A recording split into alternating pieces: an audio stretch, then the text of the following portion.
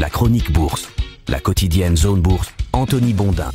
Bonjour et bienvenue dans ce dernier point Zone Bourse de la semaine. Nous sommes le vendredi 28 février 2025 et il s'appelle « Ça commence à faire beaucoup ». À Wall Street, les investisseurs s'alarment des conséquences d'une guerre commerciale tous azimuts sur la croissance des États-Unis. Les indices ont fait mine de rebondir hier, mais ils ont nettement flanché en fin de parcours, emportés par le compartiment technologique au sein duquel Nvidia a plongé de plus de 8%. Et ça, c'était en dépit de la publication de bénéfices trimestriels obscènes. La bourse américaine est revenue à zéro en 2025 pendant que les actions européennes conservent une avance confortable. On va parler de ce paradoxe un petit peu après. On a aussi la dernière échéance importante du mois aujourd'hui avec les données d'inflation qui seront publiées en Europe et aux États-Unis.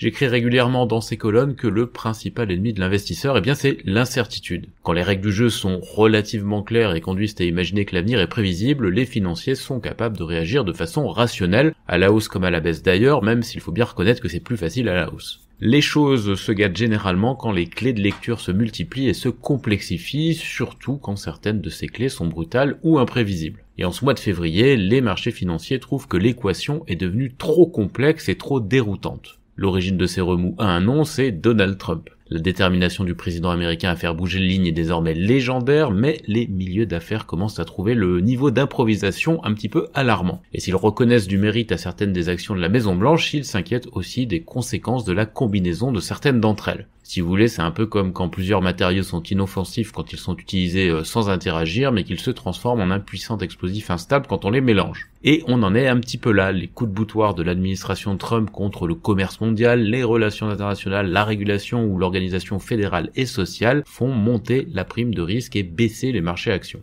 Aux États-Unis, la séance de jeudi a été marquée par une brève tentative de rebond avant un recul assez violent. Le Nasdaq 100, qui a été plombé par les valeurs liées à l'intelligence artificielle, a ainsi perdu 2,75% à la cloche. Il recule ainsi de 7,5% sur les 6 dernières séances, c'est considérable. L'indice des petites et moyennes valeurs américaines, c'est-à-dire le Russell 2000, accuse lui une baisse de 6,4% en février, ça en tout cas au matin de la dernière séance mensuelle. Assez logiquement, ce sont les actifs à risque, notamment les actions technologiques et les crypto-monnaies. D'ailleurs, on est à moins 25% pour le Bitcoin depuis ses plus hauts récents. Et bien, tous ces titres se sont fait hacher menu. Et hier, à New York, il valait mieux être présent sur les banques, l'énergie et la consommation de base pour être dans des valeurs refuges. De façon un petit peu paradoxale dans la mesure où elle est considérée comme une région économiquement et politiquement malade, c'est l'Europe des marchés boursiers qui s'en tire le mieux. L'indice large Stoxx Europe 600 gagne toujours près de 10% depuis le 1er janvier à l'heure où le S&P 500 américain vient de passer en territoire négatif.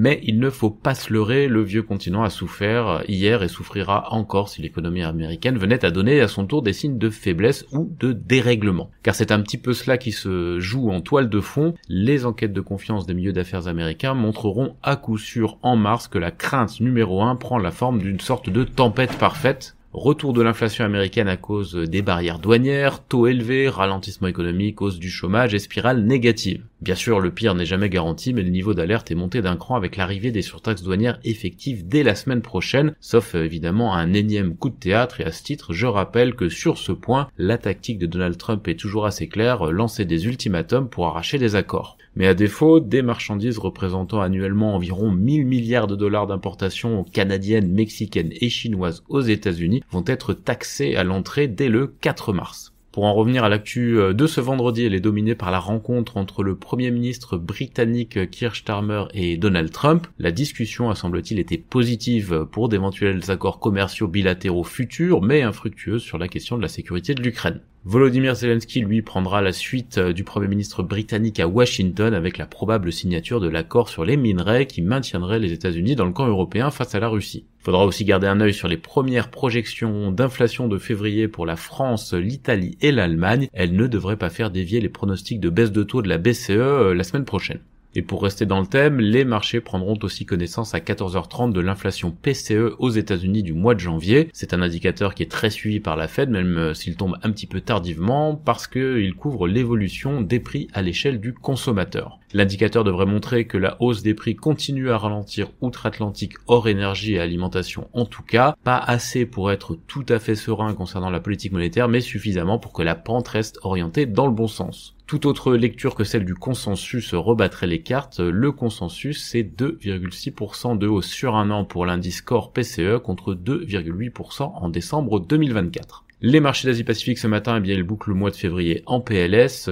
Tokyo chute de 2,8% au terme de la séance, pendant que Séoul décroche de 3,5%. C'est à peine mieux à Hong Kong à l'heure où j'enregistre, moins 3%. Sydney a terminé en baisse de 1,1%. En fin de parcours, les marchés indiens et taïwanais reculent de plus de 1%. En Europe, les indicateurs avancés pointent vers le bas ce matin évidemment. Les contrats à terme de Wall Street, eux, ils peinent à rebondir malgré la purge de la veille. C'est un signe que la tension reste assez forte.